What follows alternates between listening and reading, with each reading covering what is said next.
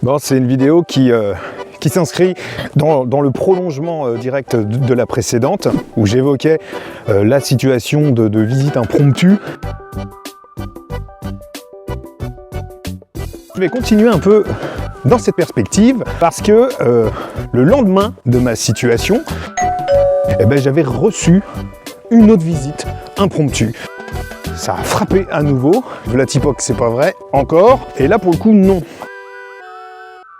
C'était un petit peu différent, puisque je tombe nez à nez face à une dame qui était plutôt apprêtée, elle avait un tailleur, elle avait une espèce de classeur avec elle. Spontanément, je l'ai associé un peu au stéréotype vestimentaire de la commerciale. En gros, elle faisait le tour du pâté de maison pour savoir s'il y avait des baraques à vendre, etc. etc. Donc ça s'est réglé hyper rapidement, et j'avais rapidement identifié ce qu'elle voulait, ce qu'elle attendait de moi. Et c'est là qu'on va arriver justement à la perspective sociologique. Pour démarrer, je vais vous présenter un sociologue que j'adore, qui se nomme Erving Goffman. Donc moi j'aime beaucoup. Pourquoi? Parce que c'est un sociologue qui faisait beaucoup de métaphores pour nous permettre d'accéder un petit peu à sa pensée. Erving Goffman va faire la comparaison entre la vie sociale, la vie de tous les jours, la vie quotidienne, avec une pièce de théâtre dans tout son ensemble. C'est-à-dire qu'il y a le jeu de scène et il y a ce qui se passe dans les coulisses. On va identifier chez les individus deux formes d'identité. L'identité virtuelle, c'est celle que je vais avoir quand je joue un rôle en fonction des situations, et l'identité réelle, c'est celle qu'il y a derrière. Par exemple, au boulot, je suis dans mon identité virtuelle, je joue le rôle du gars qui est au boulot, et il n'y a pas de problème pour les gens avec qui je bosse, ils savent qu'on est tous dans ce rôle-là. Quand je rentre chez moi, je récupère mon identité réelle, qui n'est pas accessible vis-à-vis de mes collègues de boulot. Si bien qu'en fonction de nos différents cercles sociaux, on aura toujours une dimension de scène, de jeu d'acteur, et une dimension de coulisses, et qui n'est pas accessible aux spectateurs. Dans une interaction où on va se mettre en scène, il va y avoir un enjeu individuel qui est celui de préserver la face. Ça revient à dire qu'on essaiera toujours, en interaction, de présenter une image de soi qui soit valorisée, mais qui soit conforme à l'espace relationnel dans lequel on est. Et cette idée de conserver la face, c'est valable d'un côté comme de l'autre. Ce qui fait qu'on va identifier deux intentions, un qu'on appellera la tenue, l'autre qu'on appellera la déférence. La tenue revient à l'amour-propre, c'est-à-dire faire en sorte de donner une image valorisée de soi. Et la déférence, ça reviendra à faire en sorte de permettre à l'autre en face, en interaction, de conserver une image valorisée de lui-même. C'est-à-dire qu'il y a une espèce d'accord tacite dans ce jeu de rôle. Et ça se passe parfois par la posture, le regard, par l'engagement qu'on peut manifester face à l'autre quand on l'écoute. Ça passera également par un espace. C'est-à-dire qu'en fonction de l'espace où on est, c'est ça qui va dicter un peu les rôles qu'on doit jouer en fonction du statut qu'on a par rapport à ce cadre-là. Tu joueras pas, évidemment, le même rôle en fonction que tu es dans une administration ou que tu es dans une réunion des parents de l'école, par exemple. Et parfois, il y aura un mélange des espaces entre les scènes et les coulisses quand ça se passe au même endroit. Par exemple, si tu reçois quelqu'un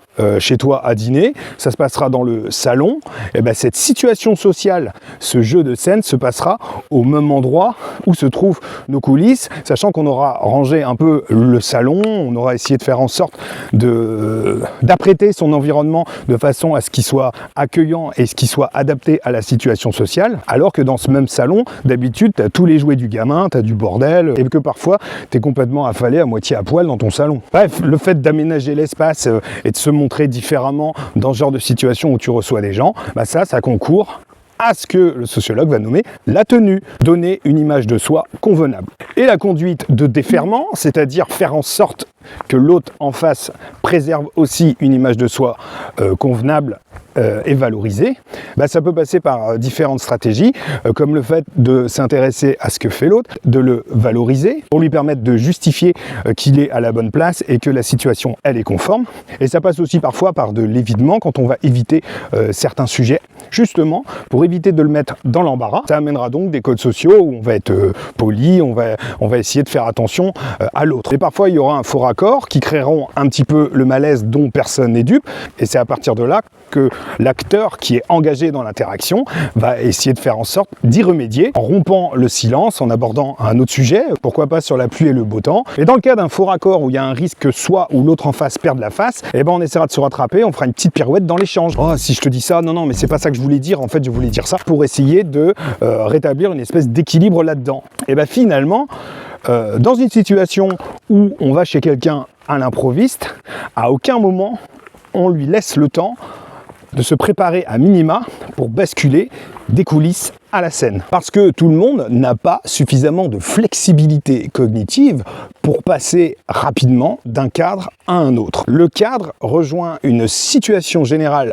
observable qui ne laisse aucune confusion, qui induit aucun doute sur la situation telle qu'elle est observée, telle qu'elle est vécue.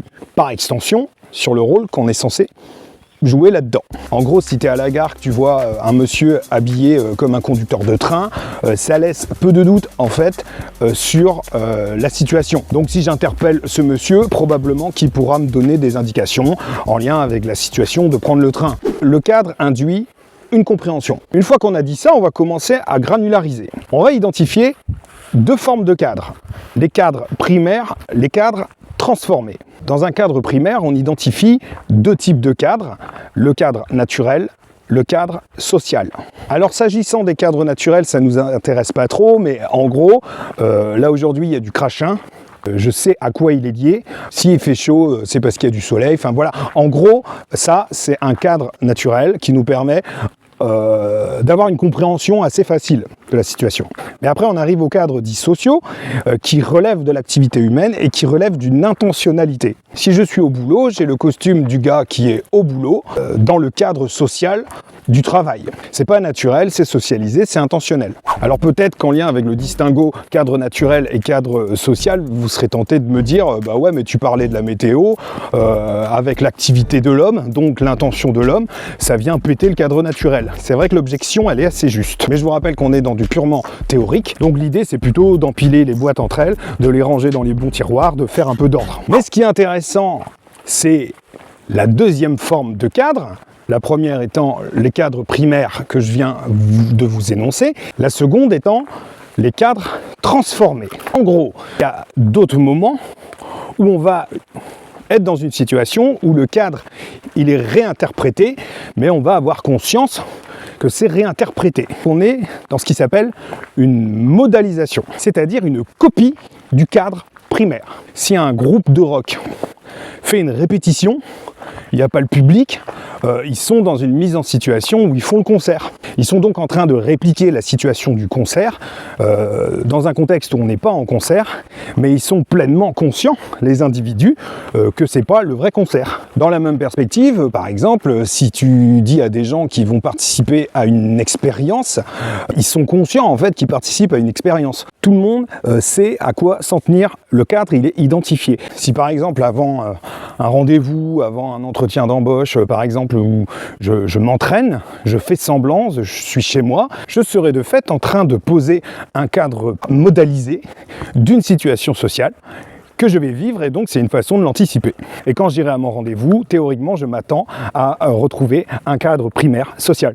C'est pour ça que les cadres primaires et les cadres transformés de type modal laissent aucune ambiguïté et de doute sur la situation sociale dans laquelle on est. C'est pour ça que l'auteur parlera d'activité franche. Mais il identifie une deuxième forme de cadre transformé qui relève de cadre fabriqué.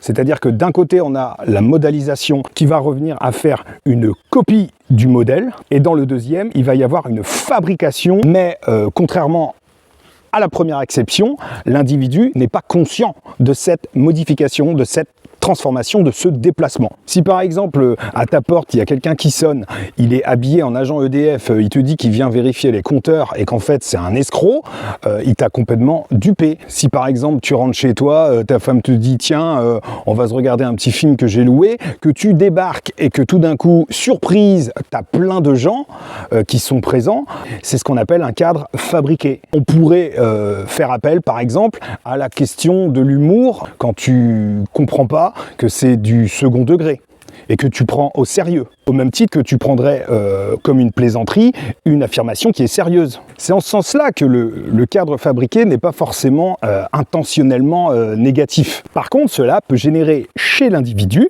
qui est en représentation, je vous l'ai dit, qui est censé jouer un rôle, qui est censé conserver la face et éviter que celui d'en face la perde, automatiquement ça le met dans un inconfort total. Et donc là-dessus, Erving Goffman, toujours, va parler de rupture de cadre. Et la rupture de cadre, c'est ce moment où l'individu prend conscience qu'il s'était trompé de cadre. Ça peut être une personne par exemple qui dans l'après-coup, il va prendre conscience en fait des intentions que l'autre avait à son égard. Ça peut se faire après coup comme ça peut se faire aussi pendant l'interaction. Le lien avec mes petites affaires, je trouve qu'il est assez évident. Tu te retrouves face à des gens qui viennent chez toi à l'improviste, à la fois t'as pas le temps de te mettre en position d'acteur pour incarner le rôle qui est attendu, mais si en plus, dans l'interaction que tu vas vivre, tu n'identifies pas correctement le cadre, il y a de quoi être paumé. Et donc quand je tombe sur cette représentante commerciale avec son petit tailleur et son petit classeur, j'avais quand même identifié largement plus le cadre que si c'était un illustre inconnu qui débarquait. Donc ce sera davantage sécurisant pour moi, parce que ça me permet globalement de positionner l'autre en face sur une échelle inoffensive. En gros. Bref, moi ça me parle énormément, ces dimensions de jeu d'acteur, de rôle, les stratégies de camouflage, caméléon, avec cette idée de représentation où tu as le sentiment de ne pas être naturel, d'incarner un rôle et puis de faire parfois plein de faux pas. Parce que ce que tu as fait, ce que tu as dit, ta posture à l'époque conventionnelle, elle n'est pas attendue. Donc là on va toucher ce que je disais dans l'autre épisode, la question du code social et de la norme implicite. Et ce que je trouve intéressant, c'est quand je relis ça avec la question du second degré, avec la question des implicites, avec la question de la faiblesse de cohérence centrale, ce qui fait que tu piges pas tous les éléments d'un ensemble, en fait. On peut mesurer avec cette perspective micro-sociologique, à quel point une personne TSA se retrouve complètement fragmentée, se retrouve complètement éclatée avec la multitude de situations sociales et de rôles qu'il est censé incarner. Donc le jour où mon propriétaire a débarqué, la seule référence au cadre dans cette situation, c'était le contrat qui nous unit et finalement le type de relation contractuelle que nous avons. Par contre, je ne savais fichtrement pas ce qu'il voulait, quelle était son intention, etc., etc. Est-ce que c'était juste pour dire bonjour, je passais par là? Est-ce que c'est parce que j'ai quelque chose à vous demander? Est-ce que c'est quelque chose que j'attends de vous précisément? Aucun élément n'aurait permis de le deviner. D'où l'importance de prévenir les gens. Ne serait-ce que par souci de déférence, lui laisser au moins le temps d'arborer un costume, de passer des coulisses à la scène.